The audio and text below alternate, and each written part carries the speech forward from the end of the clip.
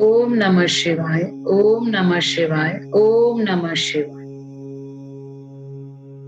कथा का आरंभ में एक बार करना चाहूंगी कि जिस प्रकार से हमने कल जाना था कि भगवान शिव और सती का जो विवाह है वो किस प्रकार से संपन्न किया गया, और जो है उसके बाद जो है सती जो है वो जानने की इच्छा से कि आखिर जिनसे उनका विवाह हुआ है कि आखिर वे हैं कौन और वे लोगों के लिए क्या क्या कर सकते हैं, ये जानते हुए वो भगवान शिव के समक्ष बिल्कुल खड़ी हो जाती हैं।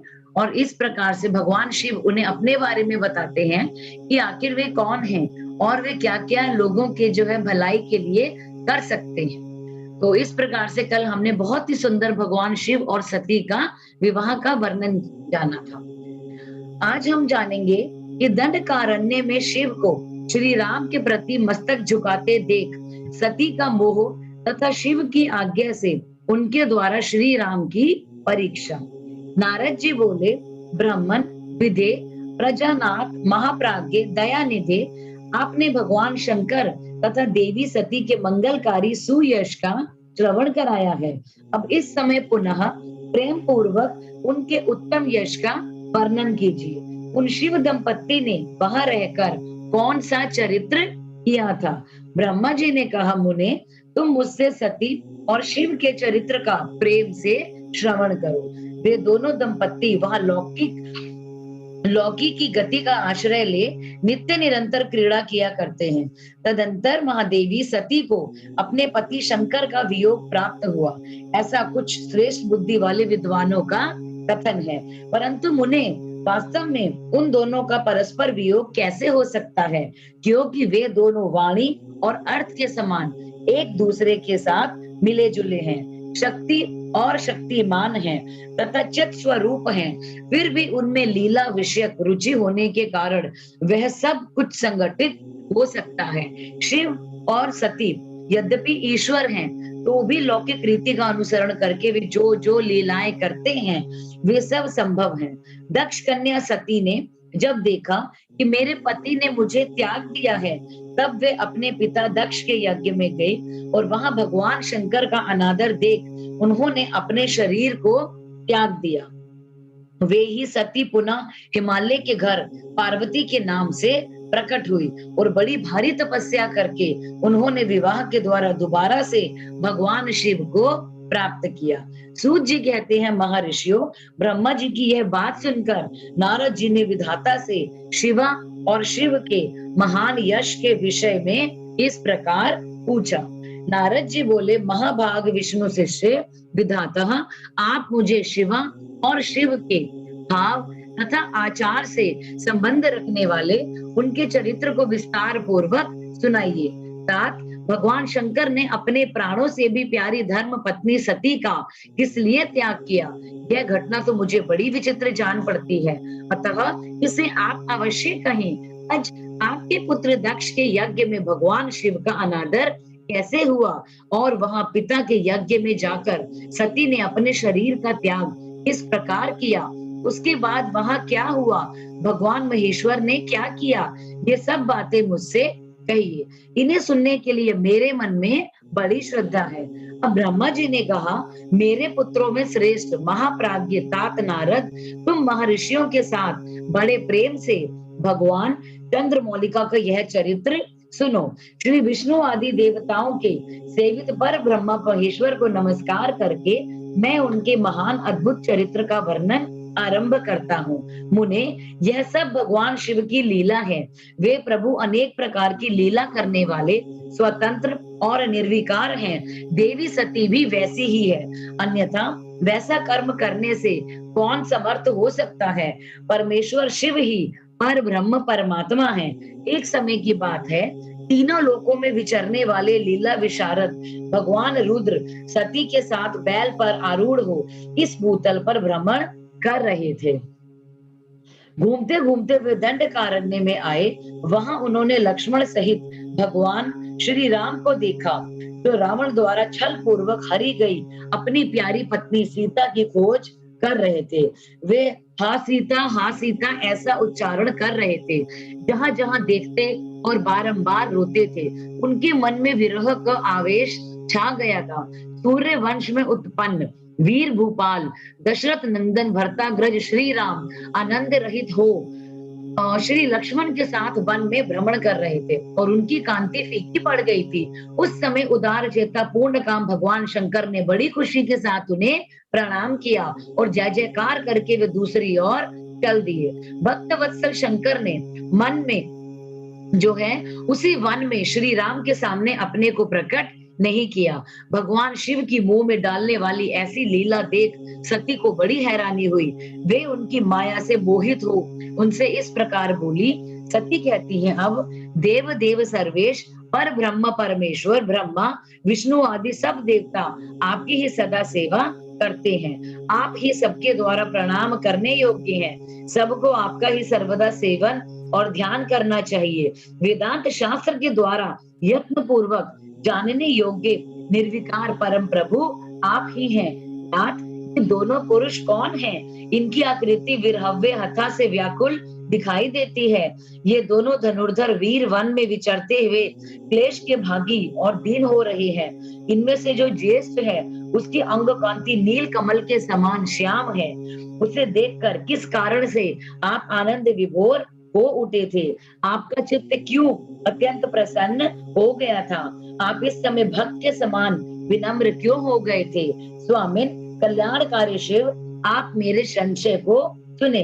प्रभु, सेव्य स्वामी अपने सेवक को प्रणाम करे, यह उचित नहीं जान पड़ता।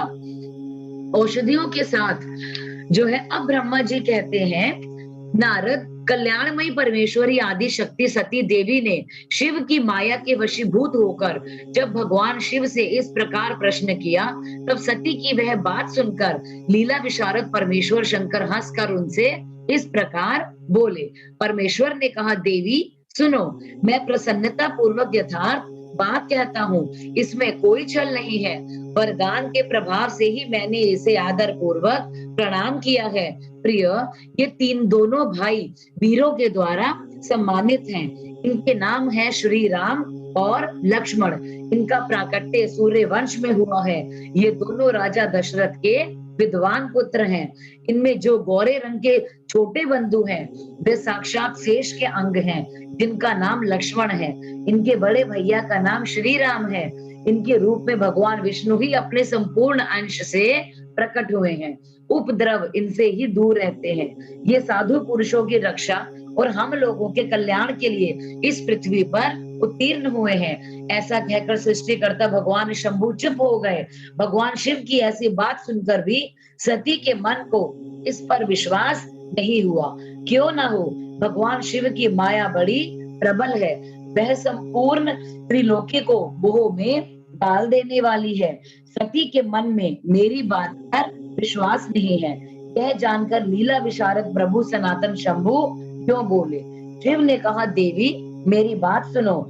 यदि तुम्हारे मन में मेरे कथन पर विश्वास नहीं है तो तुम वहां रहकर अपनी ही बुद्धि से श्री राम की परीक्षा लो। प्यारी सती, जिस प्रकार तुम्हारा मोह या भ्रम नष्ट हो जाए वह करो।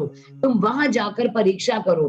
तब तक मैं इस बरगद के नीचे खड़ा हूँ। अब ब्रह्मा जी कहते हैं, नारद, भगवान शिव की आज्ञा से ईश्वरी सती वहां गई और मन ही मन यह सोचने लगी कि मैं वंचारी राम की परीक्षा कैसे लूं। अच्छा, मैं सीता का रूप धारण करके जो है राम के पास जाती हूँ। यदि राम साक्षात विष्णु हैं, तब तो सब कुछ जान लेंगे, अन्यथा वे मुझे नहीं पहचानेंगे। ऐसा विचार कर सती सीता बनकर श्री राम के सामने उनकी परीक्षा लेने के लिए गई। वास्तव में वे मोह में पड़ गई थी। सती को सीता के रूप में सामने आई देख शिव शिवा का जप करते हुए रघुकुल नंदन श्री राम सब कुछ जान गए और हंसते हुए उन्हें नमस्कार करके बोले। श्री राम ने पूछा, सती जी आपको नमस्कार है, आप प्रेम पूर्वक बताएं, भगवान शंभु कहाँ गए हैं? आप पति के बिना अकेली ही इस वन में क्यों आई हैं और क्या कर रही हैं? देवी, आपने अपना रूप त्याग कर किस लिए यह नूतन रूप धारण किया है? मुझ पर कृपा करके इसका कारण बताइए। जैसे ही श्री रामचंद्र जी की यह बात सती ने सुनी, वह आश्चर्यचकित हो गई। वे शिव जी की कही हुई बात का जो है स्मरण करके उसे यथार्थ समझकर बहुत लज्जित हुई। श्री राम को साक्षात विष्णु जान अपने रूप को प्रकट करके मन ही मन भगवान शिव के चरणारविंदों का चिंतन कर प्रसन्न चित्त हुई सती इनसे इस तरह बोली, रघुनंदन, स्वतंत्र परमेश्वर भगवान शिव मेरे तथा अपने पार्षदों के साथ पृथ्वी पर भ्रमण करते हुए इस वन में आ गए थे। यहाँ उन्होंने सीता की खोज में लगे हुए लक्ष्मण सहित आपको देखा। उस समय सती के लिए तुम्हारे मन में बड़ा क्लेश था, तो तुम विरह शोक से पीड़ित दिखाई देते थे। उस अवस्था में तुम्हें प्रणाम करके वे चले गए। उस वट वृक्ष के नीचे अभी खड़े ही हैं। भगवान शिव बड़े आनंद के साथ तुम्हारे वैष्णव रूप की उत्कृष्ट महिमा का गान कर रहे हैं। यद्यपि उन्होंने तुम्हें चतुर्भुज विष्णु के रूप में नहीं देखा, तो भी तुम्हारा दर्शन करते ही वे आनंद विभोर हो गए। इस निर्मल रूप की ओर देखते हुए उन्हें बड़ा आनंद प्राप्त हुआ। इस विषय में मेरे पूछने पर भगवान शंभु जी ने जो बात कही, उसे सुनकर मेरे मन में भ्रम उत्पन्न हो गया। इसलिए रघुनंदन, मैंने उनकी आज्ञा लेकर तुम्हारी परीक्षा ली है। श्री राम, अब मुझे ज्ञात हो गया है कि तुम साक्षात विष्णु हो। तुम्हारी सारी प्रभुता मैंने अपनी आंखों से देख ली है। अब मेरा शक दूर हो गया। तो भी महामते, तुम मेरी बात सुनो। मेरे सामने यह सच सच बताओ कि तुम भगवान शिव के भी वंदनीय कैसे हो गए। मेरे सामने और मेरे मन में यही एक संदेह है, इसे निकाल दो और शीघ्र ही मुझे पूर्ण शांति प्रदान करो। सीता के यह वचन सुनकर श्री राम के नेत्र प्रफुल्ल कमल के समान खिल उठे। उन्होंने मन ही मन अपने प्रभु भगवान शिव का स्मरण किया। इससे उनके हृदय में प्रेम की बाढ़ आ गई। उन्हें आज्ञा न होने के कारण वे सती के साथ भगवान शिव के निकट नहीं गए तथा मन ही मन उनकी महिमा का वर्णन करके श्रीनाथ रघुनंदन जी ने सती से कहना प्रारंभ किया। आगे का अध्याय है संगत जी, श्री शिव के द्वारा गोलोक धाम में श्री विष्णु का गोपेश के पद पर अभिषेक तथा उनके प्रति प्रणाम का प्रसंग सुनकर श्री राम का सती के मन का संदेह दूर करना और सती का शिव के द्वारा मानसिक त्याग।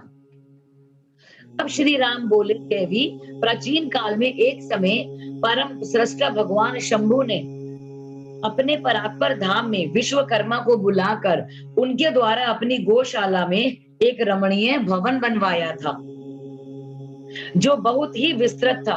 उसमें एक श्रेष्ठ सिंहासन का भी निर्माण कराया। उस सिंहासन पर भगवान शंकर ने विश्वकर्मा द्वारा एक छत्र बनवाया, जो बहुत ही दिव्य, सदा के लिए अद्भुत और परम उत्तम था। तत्पश्चात उन्होंने सब ओर से इंद्र आदि देवताओं, सिद्धों, गंधर्वों, नागरिकों तथा संपूर्ण उपदेवों को भी शीघ्र वहां बुलाया। समस्त वेदों और आगमों को पुत्रों सहित, ब्रह्मा जी को, मुनियों को तथा अप्सराओं सहित समस्त देवियों को, जो नाना प्रकार की जो है वस्तुओं से संपन्न थी, आमंत्रित किया। इनके सिवा देवताओं, ऋषियों, सिद्धों और नागों की 16-16 कन्याओं को भी बुलाया, जिनके हाथों में मांगलिक वस्तुएं थी। मुने वीणा, मृदंग आदि नाना प्रकार के वाद्यों को बजवाकर सुंदर गीतों द्वारा महान उत्सव रचाया। संपूर्ण औषधियों के साथ राज्याभिषेक के योग्य द्रव्य एकत्रित किए गए। प्रत्येक तीर्थों के जल से भरे हुए 5 कलश भी मंगवाए गए। इनके सिवा बहुत ही दिव्य सामग्रियों को भगवान शंकर ने अपने पार्षदों द्वारा मंगवाया और वहां उच्च स्वर से वेद मंत्रों का घोष करवाया। देवी, भगवान विष्णु की पूर्ण भक्ति से महेश्वर देव सदा प्रसन्न रहते थे। इसलिए उन्होंने प्रीति युक्त हृदय से श्री हरि को वैकुंठ से बुलवाया और शुभ मुहूर्त में श्री हरि को उस श्रेष्ठ सिंहासन पर बिठाकर महादेव जी ने स्वयं ही प्रेम पूर्वक उन्हें सब प्रकार से आभूषणों से विभूषित किया। उनके मस्तक पर मनोहर मुकुट बांधा गया और उन्हें मंगल कौतुक कराए गए। यह सब हो जाने के बाद महेश्वर ने स्वयं ब्रह्म मंडप में श्री हरि का अभिषेक किया और उन्हें अपना वह सारा का सारा ऐश्वर्य प्रदान कर दिया और जो दूसरों के पास नहीं था। तदंतर स्वतंत्र ईश्वर भक्त वत्सल शंभु ने श्री हरि का स्तवन किया और अपनी पराधीनता को स्वतंत्र प्रसिद्ध करते हुए वे लोककर्ता ब्रह्मा से इस प्रकार बोले।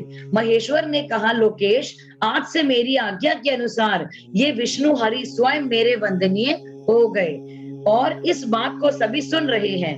तात, तुम संपूर्ण देवता आदि के साथ इन श्री हरि को प्रणाम करो और ये वेद मेरी आज्ञा से मेरी ही तरह इन श्री हरि का वर्णन करे। श्री रामचंद्र जी कहते हैं, देव, भगवान विष्णु की शिव भक्ति देखकर प्रसन्न चित्त हुए वरदायक भक्त वत्सल रुद्र देव ने उपरयुक्त बात कहकर स्वयं ही श्री गरुड़ ध्वज को प्रणाम किया और तदंतर ब्रह्मा आदि देवता, मुनियों और सिद्ध आदि ने भी उस श्री हरि की वंदना की।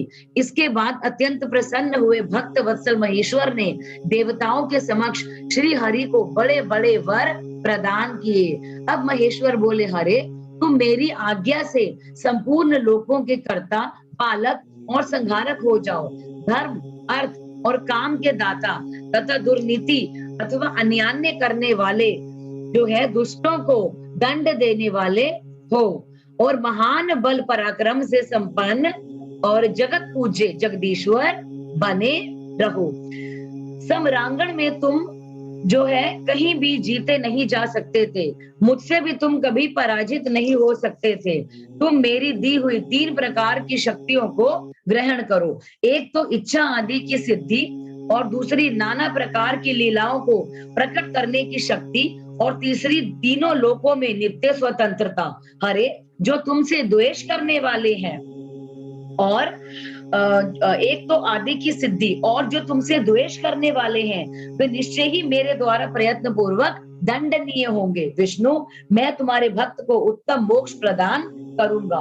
तुम इस माया को ग्रहण करो जिसका निवारण करना देवता आदि के लिए भी कठिन है और जिससे मोहित होने पर यह विश्व जड़ रूप हो जाएगा। हरे, तुम मेरी बाएं भुजा हो और विधाता दाहिनी भुजा है। तुम इन विधाता के भी उत्पादक और पालक हो जाओगे। मेरा हृदय रूप जो रुद्र है वह मैं ही हूँ, इसमें कोई शक नहीं है। वह रुद्र तुम्हारा और ब्रह्मा आदि देवताओं का भी निश्चय ही पूज्य है। तुम यहाँ रहकर विशेष रूप से संपूर्ण जगत का पालन करो। नाना प्रकार की लीलाएं करने वाले विभिन्न अवतारों के द्वारा सदा सबकी रक्षा करते रहो। मेरे चिन्मय धाम में तुम्हारा जो यह परम वैभवशाली और अत्यंत उज्जवल स्थान है वह गोलोक नाम से विख्यात होगा। अरे, भूतल पर जो तुम्हारे अवतार होंगे वे सब के सब रक्षक और मेरे भक्त होंगे। मैं उनका अवश्य दर्शन करूंगा, वे मेरे वर से प्रसन्न रहेंगे। अब श्री रामचंद्र जी कहते हैं, देवी, इस प्रकार श्री हरि को अपना अखंड ऐश्वर्य सौंप कर उमा वल्लभ भगवान हर स्वयं कैलाश पर्वत पर चले गए और पार्षदों के साथ स्वच्छंद क्रीड़ा करते रहे। तभी से भगवान लक्ष्मीपति वहां गोप वेश धारण करके आए और तथा गौओं के अधिपति होकर बड़ी प्रसन्नता के साथ रहने लगे। वे श्री विष्णु प्रसन्न चित्त हो समस्त जगत की रक्षा करने लगे। वे शिव की आज्ञा से नाना प्रकार के अवतार ग्रहण करके जगत का पालन करते हैं। इस समय वे ही श्री हरि भगवान शंकर की आज्ञा से 4 भाइयों के रूप में अवतीर्ण हुए हैं। उन 4 भाइयों में सबसे बड़ा मैं राम हूँ, दूसरे भरत हैं, तीसरे लक्ष्मण हैं और चौथे भाई शत्रुघ्न हैं। देवी, मैं पिता की आज्ञा से सीता और लक्ष्मण के साथ वन में आया था। यहाँ किसी निशाचर ने मेरी पत्नी सीता को हर लिया है और मैं विरही होकर भाई के साथ इस वन में अपनी प्रिया का अन्वेषण कर रहा हूँ। जब आपका दर्शन प्राप्त हो गया तब सर्वथा मेरा कुशल मंगल जो है वो भी होगा। माँ सती, आपकी कृपा से ऐसा होने में कोई संदेह नहीं है। देवी, निश्चय ही आपकी ओर से मुझे सीता की प्राप्ति विषय पर प्राप्त होगा। आपके अनुग्रह से उस दुख देने वाले पापी राक्षस को मारकर मैं सीता को अवश्य प्राप्त कर लूंगा। आज मेरा महान सौभाग्य है जो आप दोनों ने मुझ पर कृपा की। जिस पर आप दोनों दयालु हो जाए वह पुरुष धान्य और श्रेष्ठ है। इस प्रकार बहुत सी बातें कहकर कल्याणमय सती देवी को प्रणाम करके रघुकुल शिरोमणि श्री राम उनकी आज्ञा से उसके वन में विचरने लगे। तो पवित्र हृदय वाले श्री राम की यह बात सुनकर सती मन ही मन शिव भक्ति परायण रघुनाथ जी की प्रशंसा करती हुई बहुत खुश हुई, पर अपने कर्म को याद करके उनके मन में बड़ा शोक हुआ, क्योंकि उनकी अंग कांति फीकी पड़ गई थी। वे उदास होकर शिव जी के पास लौट गई। मार्ग में जाती हुई देवी सती बारंबार चिंता करने लगी और कि मैंने भगवान शिव की बात नहीं मानी और श्री राम के प्रति कुत्सित बुद्धि कर ली, अब शंकर जी के पास जाकर उन्हें क्या उत्तर दूंगी। इस प्रकार बारंबार विचार करके उन्हें उस समय बड़ा पश्चाताप हुआ। शिव के समीप जाकर सती ने उन्हें मन ही मन प्रणाम किया। उनके मुख पर विषाद छा रहा था। वे शोक से व्याकुल और निस्तेज हो रही थी। सती को दुखी देख भगवान हर ने उनका कुशल समाचार पूछा और प्रेम पूर्वक कहा, तुमने किस प्रकार परीक्षा ली। उनकी यह बात सुनकर सती मस्तक झुकाए उनके पास खड़ी हो गई और उनका मन शोक और विषाद में डूबा हुआ था। भगवान महेश्वर ने ध्यान लगाकर सीता का सारा चरित्र जान लिया और उन्हें मन से त्याग दिया। वे धर्म का प्रतिपालन करने वाले परमेश्वर शिव ने अपनी पहले की हुई प्रतिज्ञा को नष्ट नहीं होने दिया। सती का मन से त्याग करके वे अपने निवास भूत कैलाश पर्वत पर चले गए। मार्ग में महेश्वर और सती को सुनाते हुए आकाशवाणी बोली, परमेश्वर तुम धन्य हो, तुम्हारी यह प्रतिज्ञा भी धन्य है।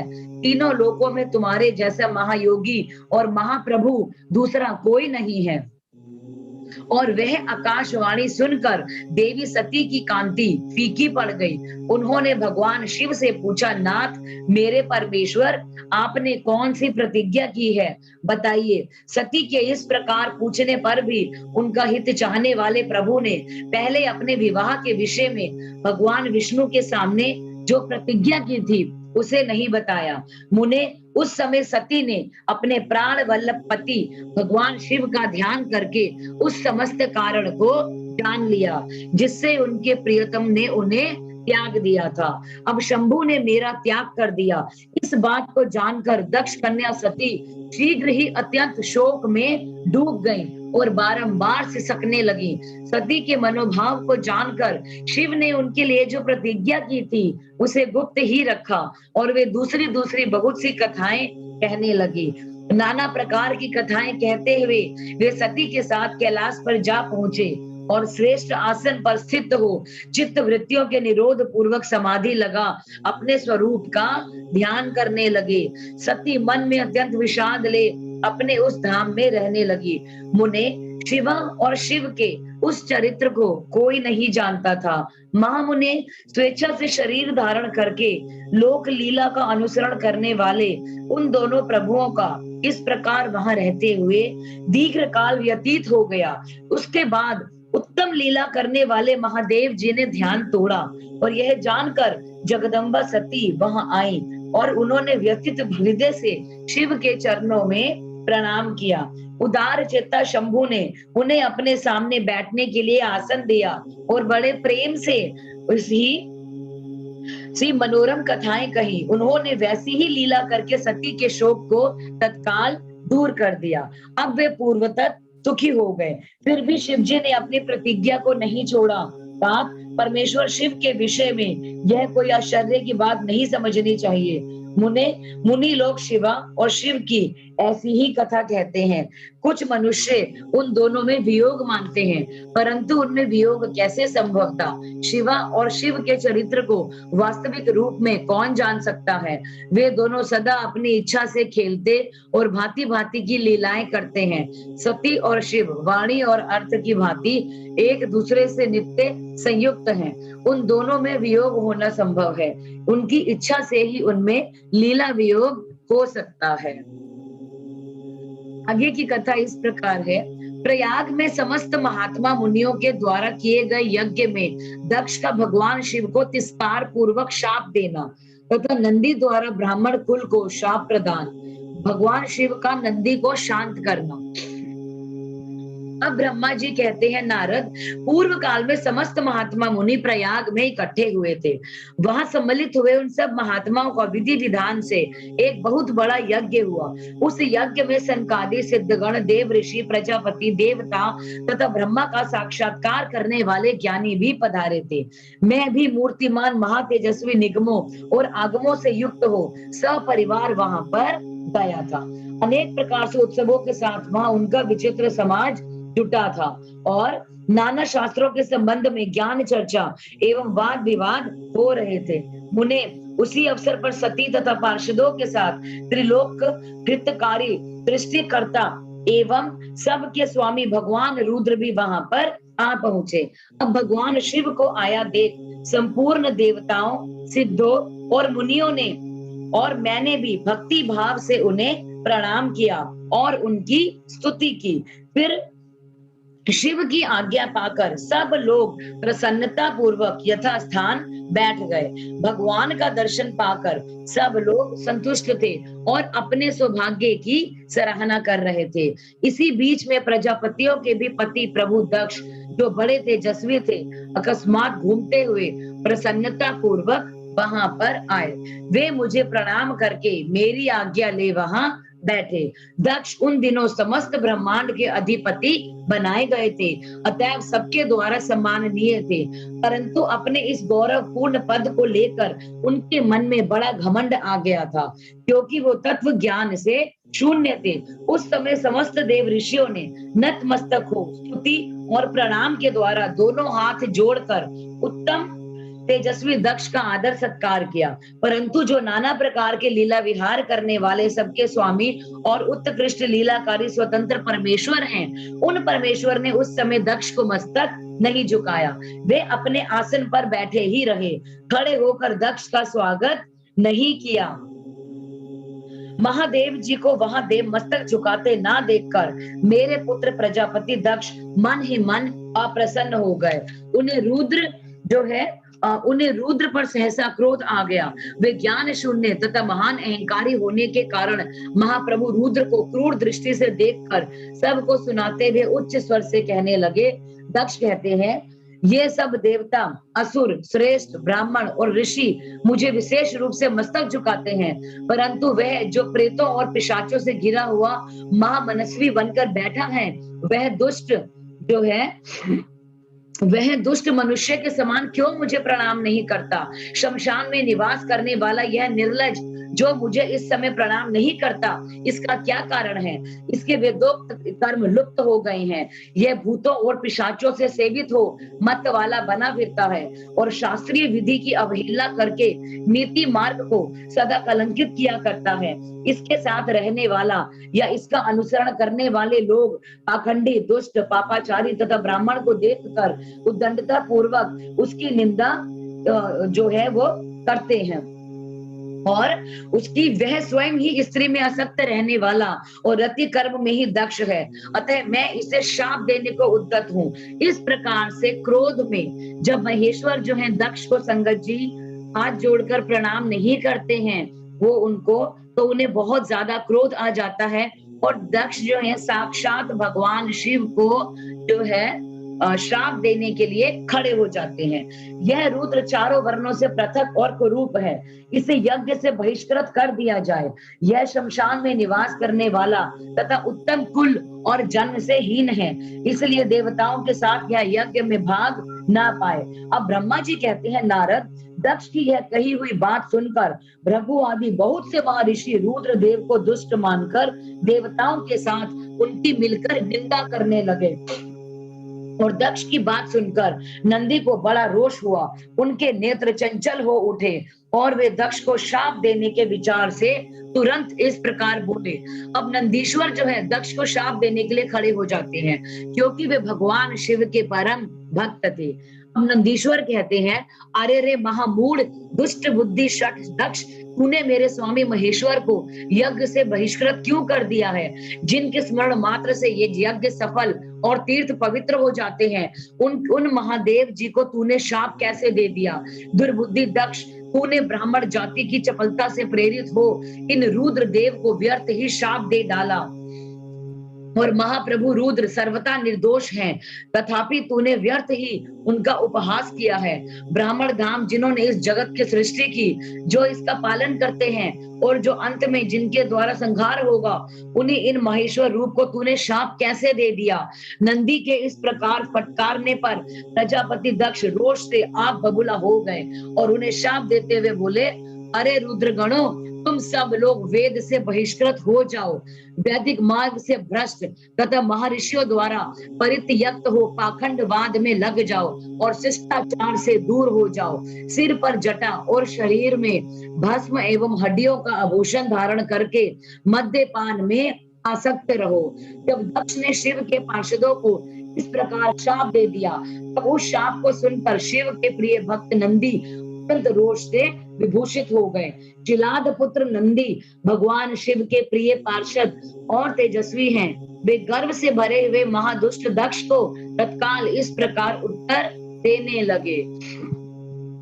अब नंदीश्वर बोले, अरे शठ दुर्बुद्धि दक्ष, तूने शिव के तत्व का बिल्कुल भी ध्यान नहीं किया, अतः तूने शिव के पार्षदों को व्यर्थ ही शाप दे दिया। अहंकारी दक्ष, जिनके चित्त में दुष्टता भरी है, उन भृगु आदि ने भी ब्रह्म तत्व के अभिमान में आकर महाप्रभु महेश्वर का अपहास कर दिया है। अतः यहाँ जो भगवान रुद्र से विमुख कुछ जैसे दुष्ट ब्राह्मण विद्यमान है, उनको मैं रुद्र तेज के प्रभाव से ही शाप दे रहा हूँ। कुछ जैसे ब्राह्मण कर्म फल के प्रशंसक वेदवाद में फंसकर वेद के तत्व ज्ञान से शून्य हो जाए, वे ब्राह्मण सदा भावों में तन में रहकर स्वर्ग को ही सबसे बड़ा पुरुषार्थ मानते हुए और ऐसा करते रहें तथा क्रोध, लोभ और मद से युक्त हो निर्लज्ज भिक्षुक बन जाएं। कितने ही ब्राह्मण वेद मार्ग को सामने देखकर शूद्रों का यज्ञ कराने वाले और दरिद्र होंगे, सदा दान लेने में ही लगे रहेंगे। दूषित दान ग्रहण करने के लिए कारण वे सब के सब नरकगामी होंगे। दक्ष, उनमें से कुछ ब्राह्मण तो ब्रह्म राक्षस भी होंगे, जो परमेश्वर शिव को सामान्य देवता समझकर उनसे द्रोह करता है। वह दुष्ट बुद्धि वाला प्रजापति दक्ष तत्व ज्ञान से विमुख हो जाए।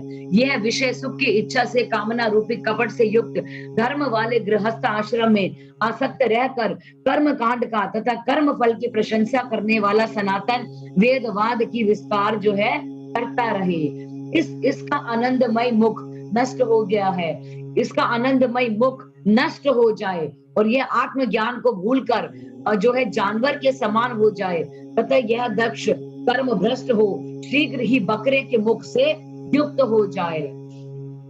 इस प्रकार कुपित हुए नंदी ने जब ब्राह्मणों को और दक्ष ने महादेव जी को शाप दिया, तब वहां महान हाहाकार मच गया। नारद, मैं वेदों का प्रतिपादक होने के कारण शिव तत्व को जानता हूँ, इसलिए दक्ष का वह शाप सुनकर मैंने बारंबार उसकी तथा भृगु आदि ब्राह्मणों की भी निंदा की। सदाशिव महादेव जी भी नंदी की वह बात सुनकर हंसते हुए बोले, मधुर वाणी में बोले, वे नंदी को समझाने लगे। अब भगवान शिव क्या कहते हैं, मेरी बात सुनो, तुम तो परम ज्ञानी हो, तुम्हें क्रोध नहीं करना चाहिए। तुमने भ्रम से यह समझकर कि मुझे शाप दिया था, व्यर्थ ही ब्राह्मण कुल को शाप दे डाला। वास्तव में मुझे किसी का शाप छू भी नहीं सकता, अतः तुम्हें उत्तेजित नहीं होना चाहिए था। वेद मंत्राक्षरमय और सूक्तमय है, उसके प्रत्येक सूक्त में समस्त देहधारियों के आत्मा परमात्मा आत्मवेत्ता है, इसलिए तुम रोषवश उन्हें शाप ना दो। किसी भी बुद्धि कितनी भी दूषित क्यों ना हो, वह कभी वेदों को शाप नहीं दे सकता। किसी की बुद्धि कितनी ही दूषित क्यों ना हो, इस समय मुझे शाप नहीं मिला है, इस बात को तुम्हें ठीक ठीक समझना चाहिए। महामते, तुम सनक आदि सिद्धों को भी तत्व ज्ञान का उपदेश देने वाले हो, अतः शांत हो जाओ। मैं ही यज्ञ हूँ, मैं ही यज्ञ का कर्म हूँ, यज्ञों के अंगभूत समस्त उपकरण मैं ही हूँ और यज्ञ की आत्मा मैं हूँ। यज्ञ परायण यजमान भी मैं हूँ और यज्ञ से बहिष्कृत भी मैं ही हूँ। यह कौन, तुम कौन और ये कौन, वास्तव में मैं ये सब जानता हूँ। तुम अपनी बुद्धि से इस बात का विचार करो। तुम ब्राह्मणों को व्यर्थ ही शाप दे डाला। महामते नंदी, तुमने तत्व ज्ञान के द्वारा प्रपंच रचना का वाद करके आत्मनिष्ठ ज्ञानी एवं क्रोध आदि से शून्य हो जाओ। अब ब्रह्मा जी कहते हैं, नारद, भगवान शंभु के इस प्रकार समझाने पर नंदीकेश्वर विवेक परायण हो क्रोध रहित एवं शांत हो गए। भगवान शिव भी अपने प्राण प्रिय जो है पार्षद नंदी को शीघ्र ही तत्व का बोध कराकर प्रमथ गणों के साथ वहां से प्रसन्नता पूर्वक अपने स्थान को चले गए। इधर रोषावेश से युक्त दक्ष भी ब्राह्मणों से घिरे हुए अपने स्थान को लौट गए, परंतु उनका चित्त शिव द्रोह में लगा हुआ था। उस समय रुद्र को शाप दिए जाने की घटना का स्मरण करके दक्ष हमेशा महान रोष से भरे रहते थे। उनकी बुद्धि पर मूर्छा छा गई थी। शिव के प्रति श्रद्धा को त्याग कर शिव पूजकों की निंदा करने लगी। तात नारद इस प्रकार परमात्मा शंभु के साथ दुर्व्यवहार करके दक्ष ने अपने जिस दुष्ट बुद्धि का परिचय दिया था, मैं तुम्हें वो बता चुका हूँ। अब तुम उनकी पराकाष्ठा को पहुंची हुई दुर्बुद्धि का वृतांत सुनो, मैं बता रहा हूँ। आगे की कथा इस प्रकार है। दक्ष के द्वारा महान यज्ञ का आयोजन, उसमें ब्रह्मा विष्णु देवताओं और ऋषियों का आगमन, दक्ष द्वारा सबका सत्कार, यज्ञ का आरंभ, दधीची द्वारा भगवान शिव को बुलाने का अनुरोध और दक्ष के विरोध करने पर शिव भक्तों को वहां से निकाल देना। अब आगे की कथा इस प्रकार है। क्योंकि संगत जी जो दक्ष है वो पूरी तरह से उसके मन में भगवान शिव से बदला लेने की पूरी तरह जो है इच्छा आ चुकी थी। अब आगे वो क्या करता है हमें इसके बारे में बताया गया है।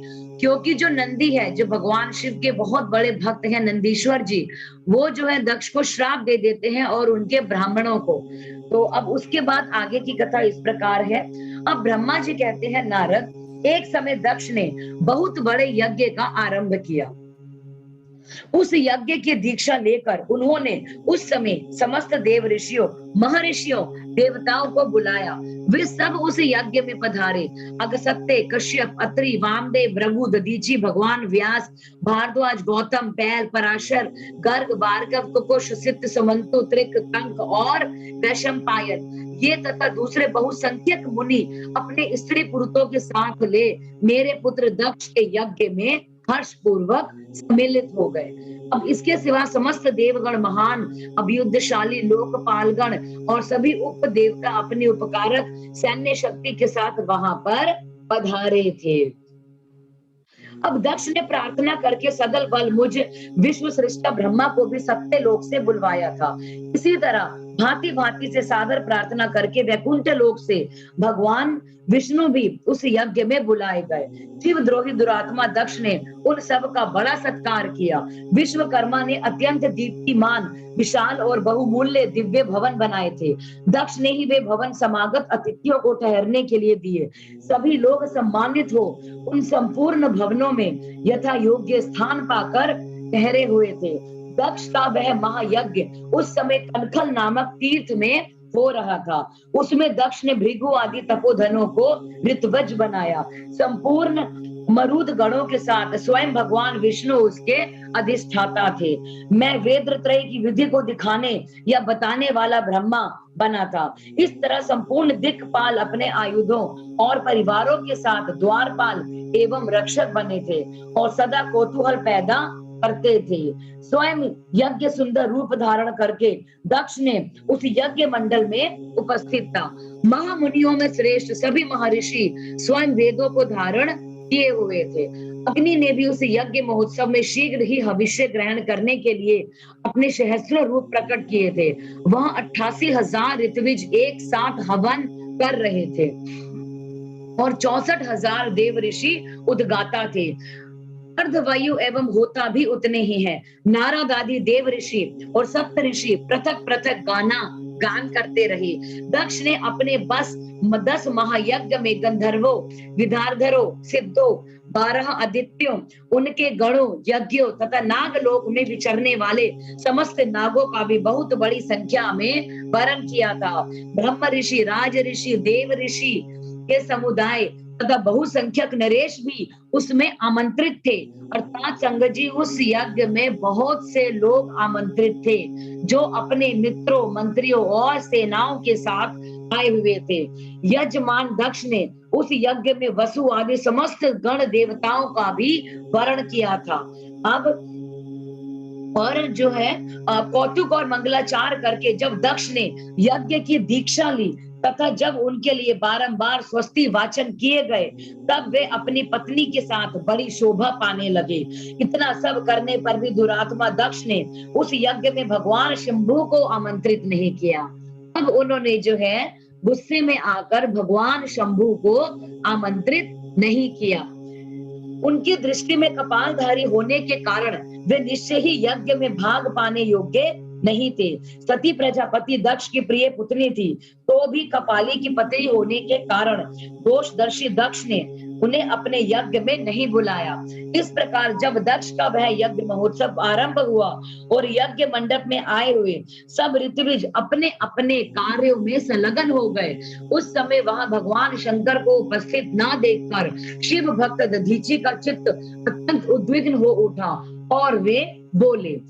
क्या कहते हैं दधीची जब उन्होंने भगवान शिव को वहां पर नहीं देखा? संगत जी, दधीची कहते हैं, मुख्य मुख्य देवताओं और था महर्षियों, आप सब लोग प्रशंसा पूर्वक मेरी बात सुने।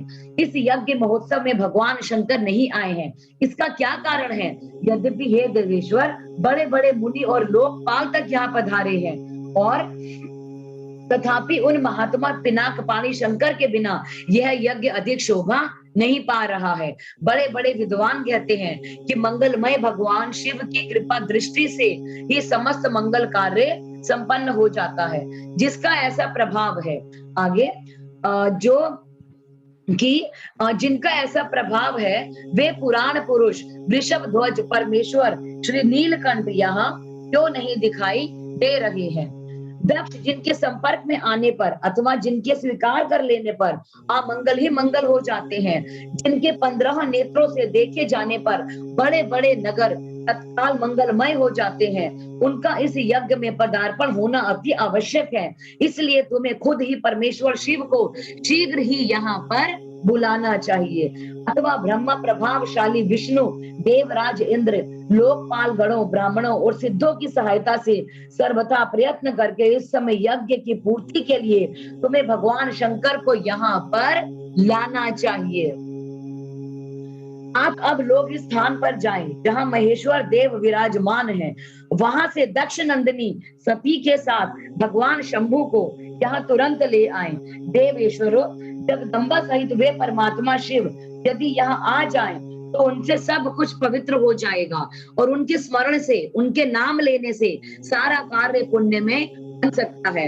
अतः पूर्ण प्रयत्न करके भगवान वृषभ ध्वज को जो है यहाँ ले आना चाहिए।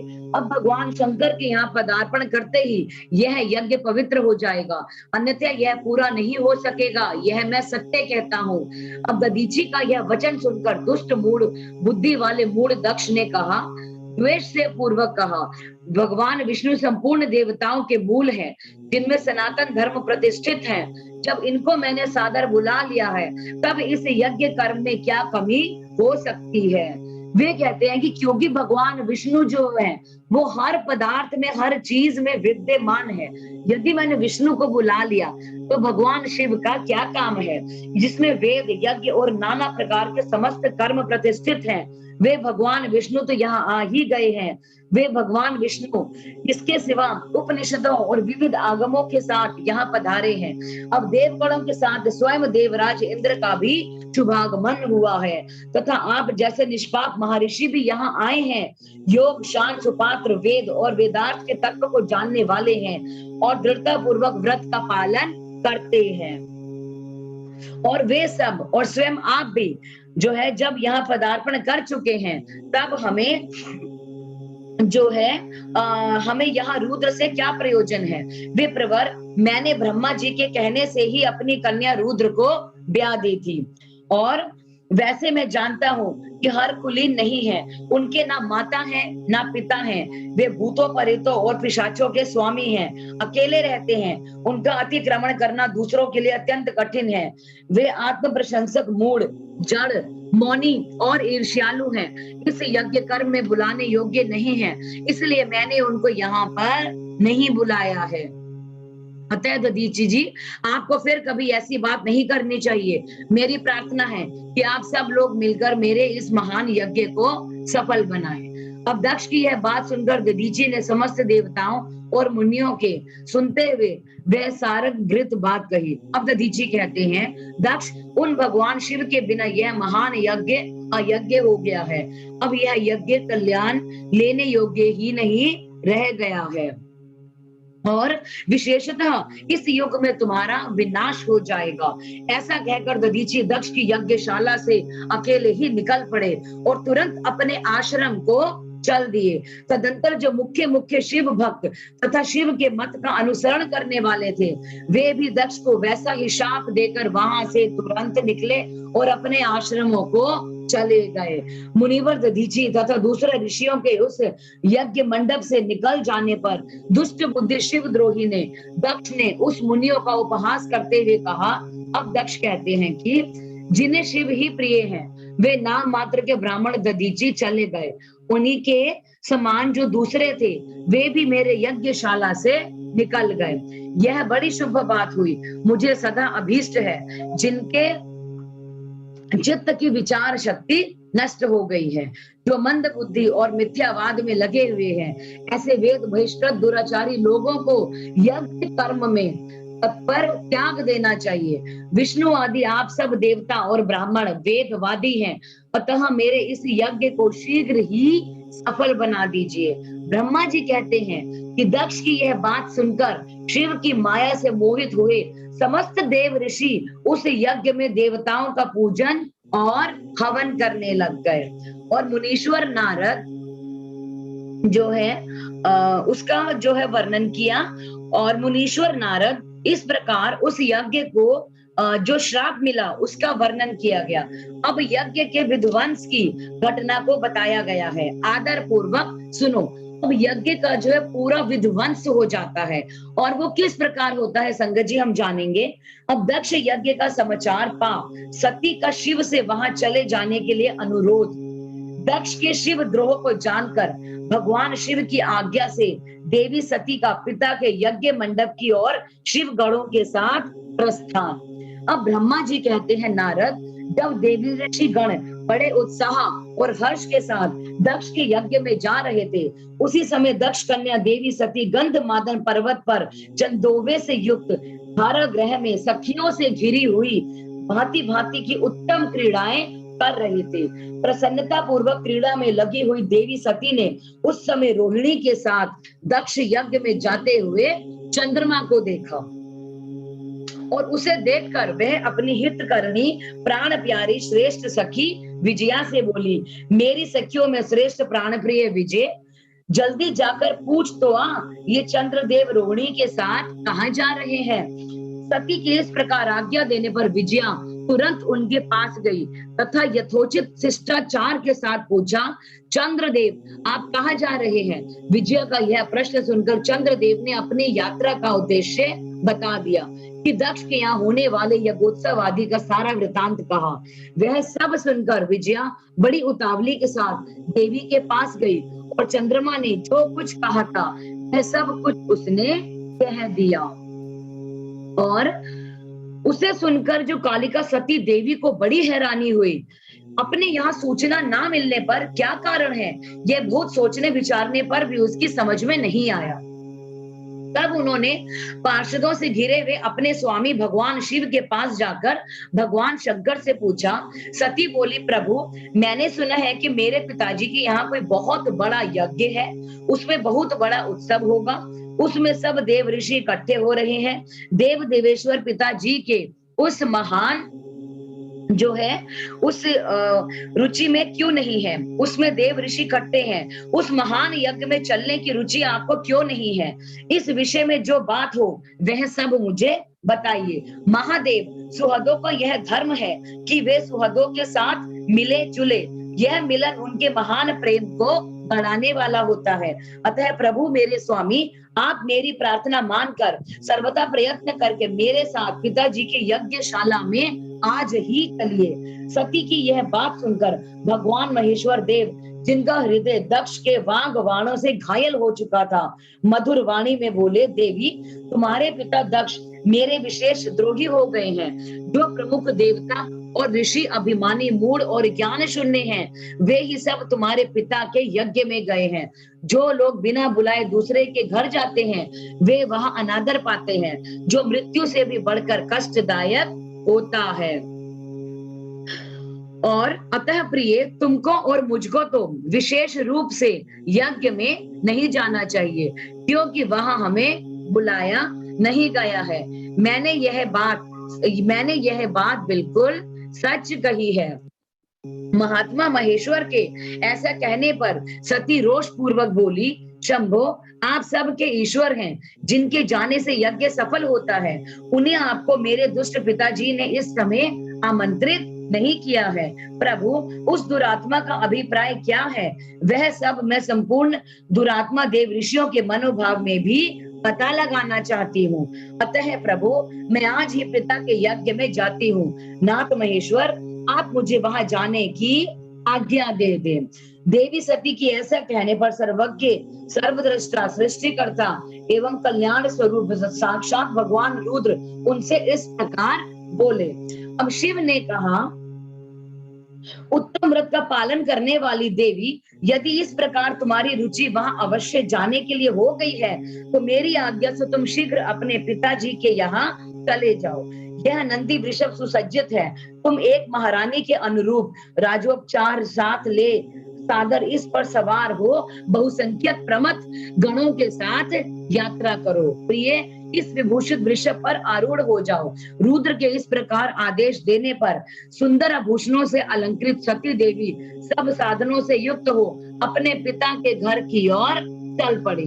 परमात्मा शिव ने उन्हें सुंदर वस्त्र, आभूषण तथा परम उज्जवल छत्र, चादर आदि महाराज जोचित उपचार किए। अब भगवान शिव की आज्ञा से 60,000 रुद्रगण बड़ी प्रसन्नता और महान उत्साह के साथ कौतूहल पूर्वक सती के साथ चले गए। उस समय वहां जो यज्ञ के लिए यात्रा करते समय सब और महान उत्सव होने लगा। महादेव जी के गणों ने शिव प्रिया सती के लिए बड़ा भारी उत्सव रचाया और वे सभी गण कौतूहल पूर्ण कार्य करने तथा सती और शिव के यश को गाने लगे। और शिव के प्रिय और महान वीर प्रमथ गण प्रसन्नता पूर्वक उछलते कूदते चल रहे थे। जगदम्बा के यात्रा काल में सब प्रकार से बड़ी भारी शोभा हो रही थी। उस समय जो सुखद जय जय जयकार आदि का शब्द प्रकट हुआ, उससे तीनों लोग गूंज उठे। इस प्रकार संगत जी, आज की कथा जो है हम यहीं पर समाप्त करते हैं। और आज हमने जाना कि किस प्रकार जो है जो भगवान शिव का जब अपमान हो जाता है, तो जो दक्ष हैं वो उन्हें महायज्ञ जब करते हैं, तो वो दूर दूर से सभी ब्राह्मणों को और सबको बुलाते हैं, लेकिन क्योंकि वो भगवान शिव को नहीं बुलाते, तो जिस कारण जो जब सती को ये पता चलता है कि जो उनके पति को महायज्ञ में नहीं बुलाया गया, तो वे भगवान शिव से चलने के लिए प्रार्थना करती हैं। लेकिन उनके भगवान शिव के जो मन में बहुत ज्यादा जो है एक तरह से रोष था, तो वे वहां नहीं जाते हैं और नंदीश्वर के साथ जो है वो सती को भेज देते हैं। और वहां पर सती का जो है बड़ा भारी जो है वो शोभा पाती है और सभी उनका जय जयकार के साथ जब वहां पर स्वागत करते हैं। तो इस प्रकार से आगे की कथा संगत जी हम कल जानेंगे कि जब सती जो है वहां पर पहुंच जाती हैं, तो वहां का जो है जो वहां की जो एनवायरनमेंट है वो किस प्रकार बदल जाता है। तो आज के लिए मैं आपसे सबसे यहीं से आज्ञा चाहूंगी। अम, भगवान से और आप सब से सबसे पहले मैं जो भी उच्चारण गलत हुआ उसके लिए माफी चाहूंगी और भगवान का बहुत बहुत शुक्राना जिन्होंने हमें इसे पढ़ने का सौभाग्य प्राप्त करवाया। कथा का समापन हम ओम की चैंटिंग के साथ करेंगे। कृपया करके आप लोग अपने अपने जगह पर बैठ जाएं।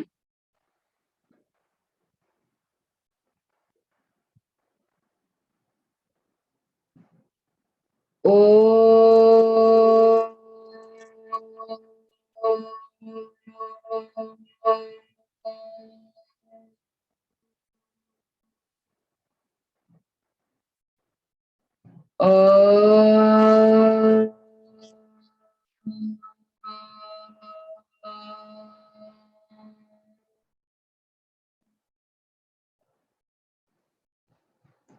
ओ